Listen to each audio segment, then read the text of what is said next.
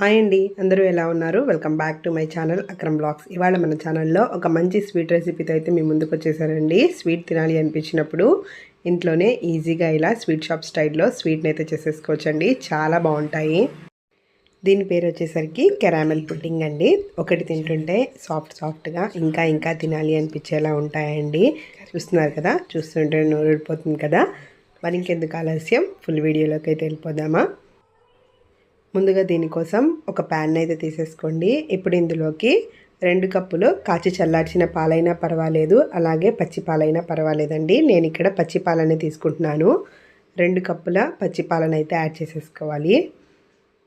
ఇలా పాలను యాడ్ చేసేసుకున్న తర్వాత ఇందులోకి ఫ్లేవర్ కోసం 2-3 యాలక్కాయలని ఈ విధంగా యాడ్ చేసేసుకొని ఇప్పుడు స్టవ్ మీద పెట్టేసుకొని స్టవ్ ఆన్ చేసేసుకోండి. పాలు కొద్దిగా వేడయ్యి ఇలా బబుల్స్ వస్తున్న టైంలో 1/2 కప్పు మిల్క్ పౌడర్ని అయితే యాడ్ చేసుకోవాలండి. మనకి ఈ మిల్క్ పౌడర్ అనేది సూపర్ మార్కెట్లో ఈజీగా దొరుకుతుంది. మిల్క్ వైట్నర్ అంటారు కదా, అదే అండి. ఇలా ఒక 1/2 కప్పు మిల్క్ పౌడర్ని అయితే యాడ్ చేసేసుకొని ఎక్కడా కూడా మనకి లమ్స్ అనేవి లేకుండా మంచిగా అయితే గరిటెతోటి మిక్స్ చేసేసుకోవాలి. చూస్తున్నారు కదా, వేసిన వెంటనే లమ్స్ అయితే ఫామ్ అవుతాయండి. సో అలా లమ్స్ ఎక్కడా కూడా ఫామ్ అవ్వకుండా గరిటెతోటి మంచిగా మిక్స్ చేసేసుకోండి. ఇలా మిల్క్ పౌడర్ మంచిగా మిక్స్ అయ్యేటట్టు కలిపేసుకున్న తర్వాత ఇప్పుడు ఒక పొంగు వచ్చేంత వరకు బాయిల్ చేసేసుకొని స్టవ్ ఆఫ్ చేసేసుకోవాలండి. ఇలా పొంగు వచ్చిన తర్వాత స్టవ్ అయితే ఆఫ్ చేసేసుకొని పక్కన పెట్టేసుకోవాలి. తర్వాత మళ్ళీ స్టవ్ ఆన్ చేసేసుకొని నాన్ స్టిక్ కడాయి అయితే పెట్టేసుకోండి. ఇప్పుడు ఈ కడాయిలోకి ఒక 1/2 కప్పు చక్కెరని అయితే వేసేసుకోవాలండి. ఇలా చక్కెరని వేసేసుకున్న తర్వాత స్పాచులా తోటి మంచిగా తిప్పుకుంటూ చక్కెర మనకి మంచిగా కరిగి క్యారమెల్ రెడీ అయ్యేంత వరకు అయితే కుక్ చేసేసుకోవాలి. చూస్తున్నారు కదా, ఒక 2 మినిట్స్ తర్వాత అయితే చక్కెర కరగడం అయితే స్టార్ట్ అయింది. ఇలా మంచిగా కరిగి క్యారమెల్ వచ్చేంత వరకు అయితే మనం కుక్ చేసేసుకోవాలండి. ఒక 4 to 5 మినిట్స్ పాటు గరిటెతోటి మంచిగా మిక్స్ చేసేసుకుంటూ ఈ విధంగా కుక్ చేసేసుకుంటే మనకి కెరామెల్ అనేది రెడీ అయిపోతుందండి. చూస్తున్నారు కదా, ఒక 5 మినిట్స్ తర్వాత మంచిగా చక్కెర అయితే కరిగిపోయి కెరామెల్ అయితే రెడీ అయిపోయింది. ఇప్పుడు మనం ముందుగా కలిపి పెట్టుకున్న మిల్క్ పౌడర్ పాల మిశ్రమాన్ని అయితే ఇందులో వేసేసుకోవాలి. ఒకేసారి మొత్తం కూడా వేయొద్దండి. మనకి కెరామెల్ అనేది కొంచెం వేడిగా ఉంటుంది కాబట్టి ముందు కొంచెం పాలు వేసి కలిపిన తర్వాత మాత్రమే మిగతా పాలను అయితే వేసేసుకొని కలిపేసుకోవాలి. చూస్తున్నారు కదా, ముందుగా కొంచెం పాలను అయితే వేసేసుకొని కెరామెల్ మిశ్రమాన్ని మొత్తాన్ని కూడా కలిపేసుకున్న తర్వాత మాత్రమే మిగతా పాలను అయితే వేసేసుకున్నాను. ఇలా అన్ని పాలన్నీ కూడా వేసేసుకొని మంచిగా అయితే మిక్స్ చేసేసుకోవాలండి. మనం వేసిన వెంటనే మనకైతే పంచదార గట్టిగా అవుతుంది.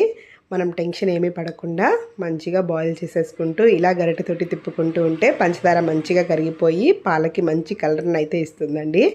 చూస్తున్నారు కదా, ఇప్పుడైతే మన క్యారమెల్ అనేది మంచిగా కరిగిపోయి పాలలో ఈ కలర్ అయితే వచ్చింది. ఇలా మంచి కలర్ వచ్చేసిన తర్వాత ఇప్పుడైతే స్టవ్ ఆఫ్ చేసేసుకోవాలి. ఈ మిశ్రమాన్ని పక్కన పెట్టేసుకొని నెక్స్ట్ మనం మళ్ళీ స్టవ్ వెలిగించేసుకొని ఒక స్టీల్ గిన్నెని అయితే పెట్టేసుకోండి. ఇప్పుడు ఇందులోకి ముందుగా 1 కప్పు వాటర్ని అయితే యాడ్ చేసుకోవాలండి. ఇలా వాటర్ని యాడ్ చేసుకున్న తర్వాత నేను ఇక్కడ చూపిస్తున్నాను చూడండి, దీన్ని చైనా గ్రాస్ అంటారండి. మనకి ఈజీగా సూపర్ మార్కెట్లో కానీ ఆన్లైన్లో కానీ ఎక్కడైనా ఈజీగా దొరుకుతుంది. ఇది వచ్చేసరికి 10 గ్రామ్స్ ప్యాకెట్ అండి. నేనైతే మొత్తాన్ని వేసేస్తున్నాను.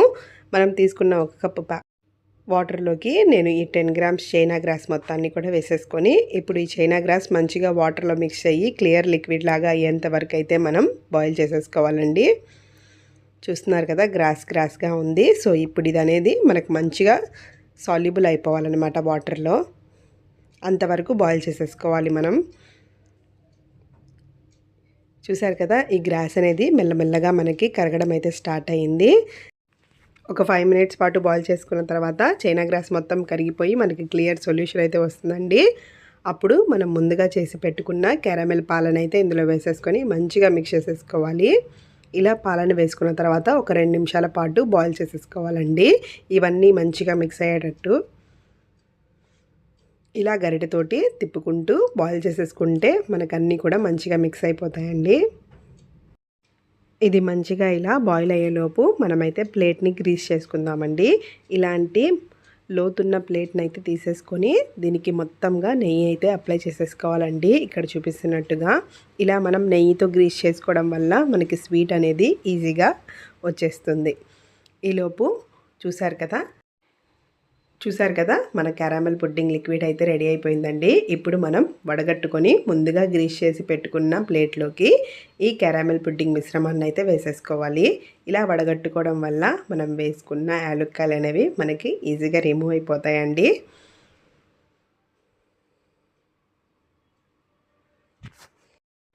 ఇలా కెరామెల్ పుడ్డింగ్ లిక్విడ్ మొత్తాన్ని కూడా గ్రీస్ చేసుకున్న ప్లేట్లోకి వేసేసుకున్న తర్వాత పైనుంచి డ్రై ఫ్రూట్స్ తోటి గార్నిష్ చేసేసుకుంటే చాలా బాగుంటుందండి. ఇలా డ్రై ఫ్రూట్స్ తోటి గార్నిష్ చేసేసుకున్న తర్వాత మంచిగా ట్యాప్ చేసేసుకొని 1 అవర్ పాటు ఫ్రిడ్జ్లో పెట్టేసుకోవాలి. నేనైతే 1 అవర్ తర్వాత మీకు చూపిస్తున్నానండి. మంచిగా సెట్ అయిపోయింది మన పుడ్డింగ్ అయితే. ఇప్పుడు దీన్ని పీసెస్గా కట్ చేసేసుకుందాం. చూస్తున్నారు కదా ఎంత స్మూత్గా కట్ అవుతున్నాయో. ఇలా పీసెస్గా కట్ చేసేసుకొని సర్వింగ్ ప్లేట్లోకి సర్వ్ చేసేసుకోవడమేనండి. మీరు కావాలనుకుంటే పైనుంచి ఇంకొన్ని డ్రై ఫ్రూట్స్ని అయితే వేసేసుకోవచ్చు. నా దగ్గర కొన్ని మిగిలాయి కాబట్టి వేసుకుంటున్నానండి. అంతే అండి, ఎమ్మీగా ఉండే కెరామెల్ పుడ్డింగ్ అయితే రెడీ అయిపోయింది. ఏ ఫంక్షన్కైనా ఏ పార్టీకైనా ఇంటికి చుట్టాలు వచ్చినప్పుడైనా పిల్లలు అడిగినప్పుడైనా ఇలా ఒకసారి కెరామెల్ పుడ్డింగ్ని చేసి పెట్టండి. ఇంట్లో చాలా ఇష్టంగా తినేస్తారు. చాలా మెత్తగా చాలా బాగుంటుందండి. మరి ఈ కెరామెల్ పుడ్డింగ్ రెసిపీ మీకు ఎలా అనిపించిందో కామెంట్ సెక్షన్లో అయితే చెప్పేయండి. నా ఈ రెసిపీ కనుక మీకు నచ్చినట్టయితే లైక్, షేర్ అండ్ సబ్స్క్రైబ్ అండి. Thanks for watching. ఉంటాను మరి, బాయ్.